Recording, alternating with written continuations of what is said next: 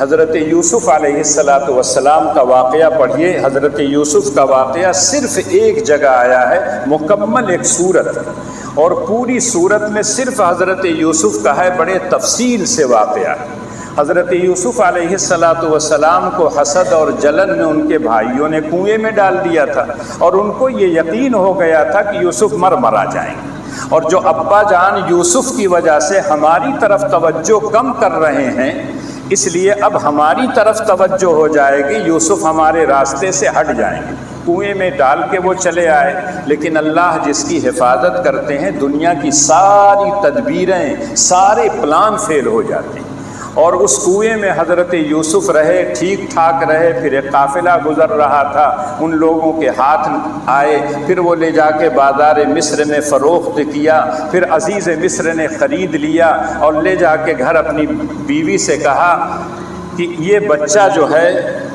بہت اچھا ہے، اس کی دیکھ ریکھ کرنا، اور ہو سکتا ہے کہ ہم اس کو جو ہے اپنا بیٹا بنا لیں اور یہ ہمارے لیے مفید اور کارآمد ہو۔ حضرت یوسف علیہ السلام کے متعلق پڑھے اور سنے ہوں گے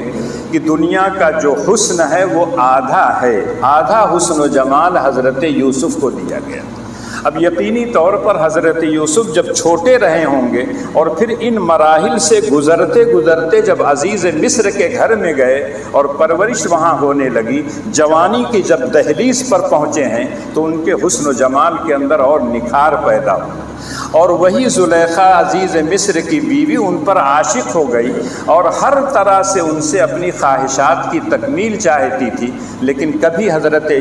یوسف علیہ السلام تیار نہیں ہوئے، اور جب اس نے سارے دنیاوی حربے استعمال کر لیے، سارے دروازے بند کر دیے، سب کچھ کہ کوئی نہیں ہے، اس وقت حضرت یوسف علیہ السلام نے کہا تھا معاذ اللہ ان ربی احسن مثوایا، میرا پروردگار جو ہے میرا بہترین ٹھکانہ دیا۔ اللہ بھی ہو سکتے ہیں، اور جو خرید کے لے آیا تھا عزیز مصر وہ بھی اتنی شان و شوکت سے مجھ کو پالنے کے لیے کہا، اور اسی کے مال میں میں خیانت کروں، یہ مجھ سے نہیں ہو سکتا۔ آج معاذ اللہ سب لوگ کہنے کے لیے تیار ہیں، لیکن جب حالات ایسے ہوں اس موقع پر کوئی آدمی کا ہے اللہ کے راستے پر ڈٹ جائے، اپنے آپ کو معصیت سے روک لے، یہ سب کے بس کی بات نہیں ہوتی۔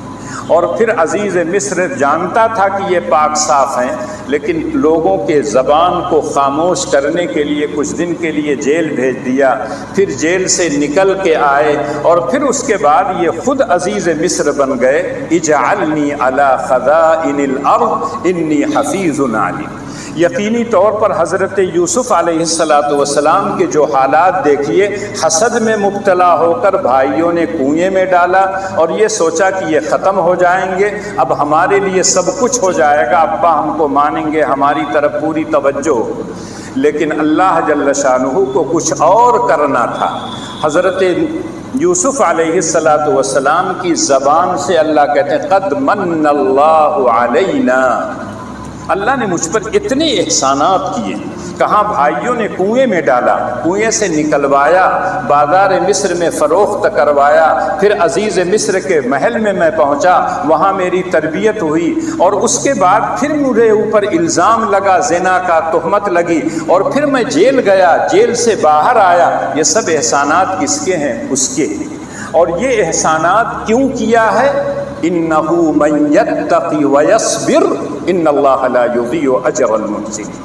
اس لیے کہ جو انسان اللہ کا تقوی اختیار کرتا ہے، پرہیزگاری کی زندگی اختیار کرتا ہے، اللہ کے احکامات پر چلنے کا داعیہ اور جذبہ اپنے اندر پیدا کرتا ہے، اللہ کی منہیات سے اپنے آپ کو روکتا ہے، اللہ کہتے ہیں اس کے اجر کو میں ضائع نہیں کرتا۔ آج بھی جب دنیا حضرت یوسف علیہ السلام کا نام لیتی ہے تو دعائیں بھی نکلتی ہے، علیہ السلام بھی آپ کہتے ہیں کہ اللہ کی رحمتیں، برکتیں، سلامتی ان پر نازل۔ انہوں نے بھی بتایا میں نے اسی نسخے پر عمل کیا تھا، انہ من یتقی ویصبر، تقوی اور صبر۔ اور یہی بات حضرت موسیٰ علیہ السلام نے اپنی قوم سے کہا تھا، استعینوا باللہ واصبروا، وہاں استعانت باللہ کا لفظ ہے، اور دوسری جگہ اللہ ہم کو اور آپ کو مخاطب کر کے کہتے ہیں یا ایھا الذین آمنوا استعینوا بالصبر والصلاۃ، اے ایمان والو اگر پریشانیوں میں مبتلا ہو، الجھنوں میں مبتلا ہو، آزمائشوں میں مبتلا ہو، اس سے نجات کا ایک ہی راستہ ہے کہ اللہ کی مدد چاہو صبر کے ذریعے اور نماز کے ذریعے۔ یقیناً نماز پڑھنے کی وجہ سے اللہ کے زیادہ وہ قریب ہوگا، اور جب اللہ کا قرب حاصل ہوگا تو اللہ تعالیٰ اس کی مشکلات کو دور کریں گے۔